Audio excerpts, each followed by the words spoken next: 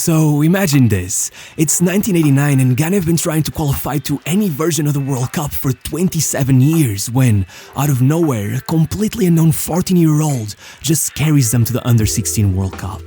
No matter how much you could argue it wasn't the real deal, it didn't matter to the fans. Once Ghana got matched up with the host to play the opening match, everyone was watching, and among the crowd at Hampton Park, commentating the match was the king himself.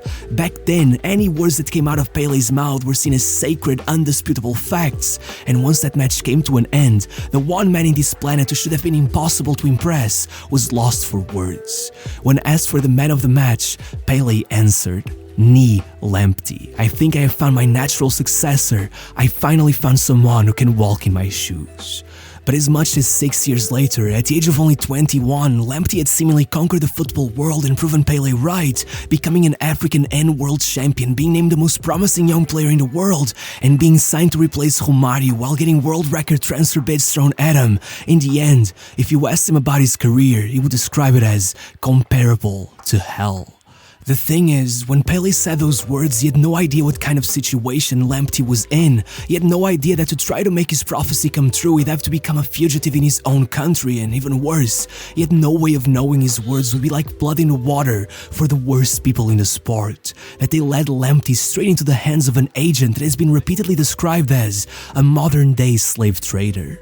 Looking back, you get the feeling Lamptey spent all his life paying far too great of a price for those 6 years in the spotlight. He was beaten, outcasted, scammed, cursed, extorted, cheated on, even admitted that he considered taking the fastest way out on multiple occasions, and all of this abuse started right from the day he was born. You see, even as a little kid, Lamptey was beaten mercilessly by everyone in his family, his mom, his aunts, but by far the worst was his father. Whenever he got drunk, he would even put out his cigarettes on his body. It was so bad that Lamptey would often resort to sleeping in an abandoned car he found near his house because he was too afraid to go back there. So once his parents got divorced and his mom refused to keep him, forcing him to choose between living alone with his father or on the street, he didn't have to think about it too much. Thankfully, after spotting him playing outside, the director of a local youth team took him in, but even then, there was one condition. Lamptey had to convert to Islam, which meant completely cutting ties with his deeply Christian father. In fact, once he found out, not only did they disown him, but he would frequently show up at their training sessions, threatening everyone and cursing out his own son. But very soon, he'd have to swallow his own words. With talent like that, once in an actual academy, it wasn't long before Lamptey got scouted by the same club that had developed Tony Yeboah, and so, sooner than anyone could imagine, a call-up to the Under-16 national team arrived. As Lamptey told it himself, I couldn't believe it. To play for the national team felt like a dream. It wasn't just that I was so much younger than the others. At the time, football was still taboo. My parents were still punishing me. They never gave me their blessing. But well, I already told you what happened next. Once at the 1989 Under-16 World Cup, there was no need for their blessing. The king himself had spoken. By the time Pele had finished that infamous sentence, about a dozen scouts from the likes of Glasgow Rangers all the way to Vasco da Gama were already running down those stands, looking to sign the newly crowned prince of football. The only problem was that just as the Brazilian government had done to Pele 30 years before, the Ghanaian Federation confiscated Lamptey's passport so that he could never leave the country without their permission. But the big difference was that he went on the run. While Lamptey was still in Scotland for the World Cup, legendary Nigerian captain Stephen Kashi convinced his own club Anderlecht that he could secure his signing, so he got his own agent to infiltrate the national team's training camp, and in Lamptey's own words, once the FA caught him, they wanted to bring in the police. I had to beg on his behalf, otherwise they would have had him arrested, but as they escorted him out, he managed to give me his card and told me, Kashi wants to bring you to Europe. 2 months later, already back in Ghana and still without a passport, Lamptey took the little money he had received from playing in the tournament and paid a taxi driver to smuggle him across 3 different borders all the way to Nigeria. As he explained it himself, I didn't tell anybody, not even my parents. Every time we came to a border, I got out of the cab and entered the next country on foot. Each time I paid someone to guide me through the bushes. It was hell. I had to run as fast as I could. 1 minute too late and a taxi would move on without me. The journey me took a full day, and once in Lagos, I showed the business card I had carried in my pocket to everyone until a taxi driver recognized the name. 2 days after that, Kashi himself flew to Nigeria so he could bring Lamptey back to Belgium posing as his son with a fake passport reading Stephen Kashi Jr. But the moment he landed in Belgium carrying nothing but a small bag with a toothbrush, pants and a shirt, the club's representatives had to rush down to the airport to stop him from being deported, and even then, they had to quickly set up a trial as many still refused to believe he was the real Nii Lamptey. As he explained, everyone was there looking at me from the stands, even the club's president, but after 2 or 3 touches, they knew I was the real deal. It cannot be stressed enough how big of a deal this signing was. Coach Ademos claimed Lamptey was the next Marco van Basten. The attendance at Anderlecht's training sessions tripled over the next year, and the Belgian Federation themselves permanently changed its own rules, lowering the age limit. Also, that a kid who was pretty much homeless just a few years earlier could debut as soon as possible. And so, only 6 days after his 16th birthday, Lamptey came in for Luc Nilis and scored on his debut. The next match, he scored again. 2 matches later, he got his first brace and then clutched a draw against Ghent to make it 5 goals in his first 5 matches. Only a month later, the 16-year-old was already going head-to-head against Rudi Voller in an European quarter-final, and no matter what the stakes, he scored again. By the end of the season, not only were Anderlecht champions, but no one, not even Luc Nilis, had managed to score more goals than the kid counting on from the day of his debut. But even though the Moss and Kashi tried to keep him on the right path, once the football mafia got its hands on him, they swallowed him up. Remember when I mentioned that he fell into the hands of an alleged modern-day slave trader? That man is Antonio Caliendo, the same agent who represented the likes of Baggio and Dunga, and when he heard about Lamptey, well, this is how he told the story himself. I was still a baby, I didn't even know how to read, so he went straight to my father. He came to Ghana and put enough money on the table to convince him to give me up. There was no way for me to even know the details of the contract, but from that moment on, he had complete power over me. The contract was almost a decade long. Instead of belonging to the club, Caliendo himself owned 25% of the player's transfer rights. Any sign-on fee Lamptey was supposed to get was taken by Caliendo instead. Every dime the kid made had to be passed through him first. It was complete extortion, but not knowing any better at the time, the kid kept going. That same summer, he became the youngest person to ever play for the Ghanaian national team and once again quickly got his first goal as well. But despite the fans clamoring for him to be made a permanent starter up front alongside the legendary Yeboah and Abedi Pele, he insisted on going back to the under-17 so he could have another shot at the World Cup.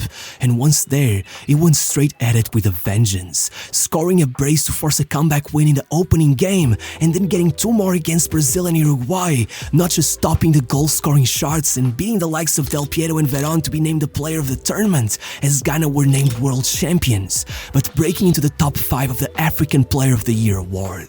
I can't stress this enough. It was a 16-year-old going up against the likes of George Weah. Of course, there were rumors of Real Madrid and Barcelona doing the rounds, but maybe even more impressively, there were claims that Marseille's billionaire owner Bernard Tapie was bidding $20 million for his signing. Even though back then, Baggio was the one who held the all-time transfer record at only 16 million. And still, Anderlecht said no despite the fact that, in the background, things were already becoming tense.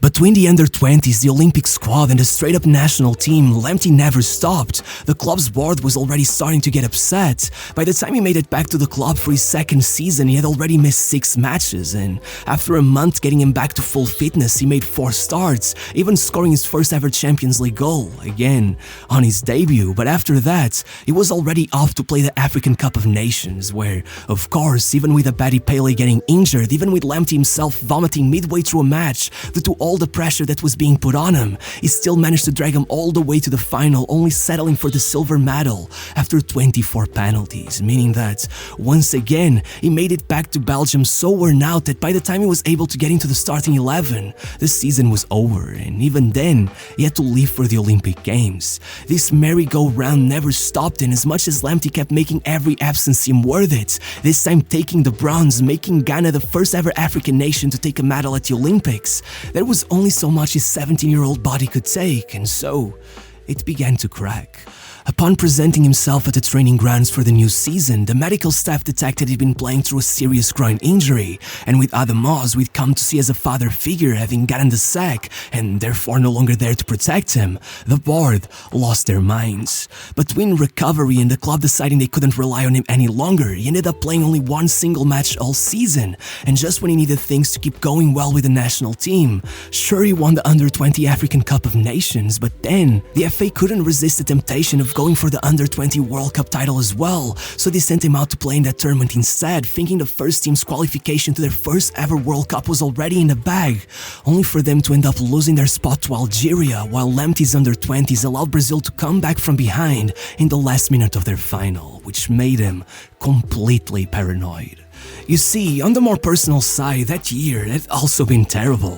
Lamptey had just gotten married to a woman from a different tribe, which led his brothers to turn their backs on him just as their father got terminally ill, and though he would actually manage to reconcile with his dad after attaining his dying wish of converting back to Christianism, not only did that mean that his old Muslim football academy ended up cutting ties with him, but once the father did pass away, Lamptey had to bury him alone, with his brothers refusing to help organize the funeral, which, all put together, convinced him that one of these people had put a curse on him. I cannot stress how much this impacted his mental state. It was no longer just that his body was cracking, but so was his spirit. In fact, with his agent getting between him and the club, Anderlecht became so hopeless they put him on the market, and yet, for one final time, Lamptey actually managed to get back on top. The next season, Adam Moss was now at PSV, brought him on loan hoping to sign him as their new star player now that Romário was gone to Barcelona. And not only did the young attacking midfielder make his old manager proud, but with PSV going through a tough year, he managed to outscore every single one of their strikers, despite the fact that his niggling injuries didn't even allow him to play half of the season's available minutes. In the end, it was no question, both the player and PSV wanted to keep this going, especially with a certain young Brazilian by the name of Ronaldo coming in the next year, but unfortunately, with Caliendo still holding on to his transfer rights, he kept stalling the negotiations by demanding outrageous transfer fees, knowing damn well he'd profit far more from sending him out on loan every year, and so, in the end, he somehow managed to manipulate Lamptey into shocking the world by leaving on loan to Aston Villa, leading the Under-17 national team manager to claim that he was treating him like a piece of meat, while an anonymous player described Caliendo to a newspaper as a shady character that holds Lamptey's transfer rights like a slave owner holds his slave. In England, the hype over the arrival of the African Pele hit a whole new level. The moment the kid got there, in his own words, I put on the TV and that was the first thing they mentioned. I thought, wow. That's when the pressure really started. But really, between the restrictions on foreign players, his still never-ending call-ups to the national team and the fact that Lamptey was heading towards full-blown burnout with his niggling injuries still haunting him. Once the season ended, he had played less than 400 minutes, and with Villa 3 points off of the relegation zone, Ron Atkinson got sacked. And though Barcelona were supposedly eager to give the kid a chance now that the Bosman ruling allowed them to bring in as many foreign players as they wished, Atkinson convinced them to follow him to Coventry, and suddenly, with his form hitting all-time lows, when Lamptey was called up for the African Cup of Nations, not only did he get benched repeatedly, but once they got knocked out, he decided to publicly criticize their performance despite the fact he was the one who got sent off in the decisive match, aggressively falling out with Abedi Pele and ruining his relationship with the team. So much so that even with 38 caps at 21 years of age, not only had he played his last ever match for Ghana, but with Coventry letting him go, he had also played his last ever match in the top 5 leagues. Again, becoming completely paranoid, saying that there's a lot of juju in football, and even going as far as accusing Abedi Pele of being the one behind it. But as much as he may sound crazy, from there on out, it really did seem Lamptey was just cursed. After a completely unremarkable year at Venezia, Caliendo somehow got him a move to Boca Juniors, where he got to train alongside Maradona himself, being so starstruck that once his son was born, he literally named him Diego. But not only would his time be cut short with Boca sending him out on loan to Union, but soon he was already rushing back to Buenos Aires to get his son into intensive care, and after 3 of the worst months of his life, the child passed away. After this, Lamptey just sort of gave up and became a true journeyman. He moved around Turkey, then spent a year in Portugal. In 1999, he finally managed to get rid of Caliendo, but even then, the move to the German second tier that he hoped would resuscitate his career, culminating in Lamptey getting racially abused by his own teammates. And around that same time, another one of his children, a baby girl named Lisa, succumbed to the same rare disease as his son Diego.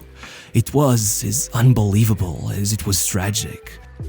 After almost deciding to retire altogether at 25 years of age, Lamptey eventually returned and played all the way from China to South Africa and his homeland Ghana. And even though I'm sure what I said so far is enough to show you why he thought his life had been comparable to hell, then 5 years after his retirement he went on to find out that his 3 surviving children were not actually his, but the result of an affair the wife he had given up his family for had been having for years. As he said it himself, "I did think about ending it all. I still cry to this day thinking that I shouldn't be here, but it motivates me. I don't feel like a loser, but like a survivor who refused to be destroyed." Today, Lamptey is happily remarried. He is the father of 3 beautiful girls, and he built a school with its own football academy so that no young talented kid will have to go through what he went through. In fact, just 2 years ago, he got to watch one of his pupils, Mohamed Muntari, now a naturalized Qatari, score his nation's first ever World Cup goal.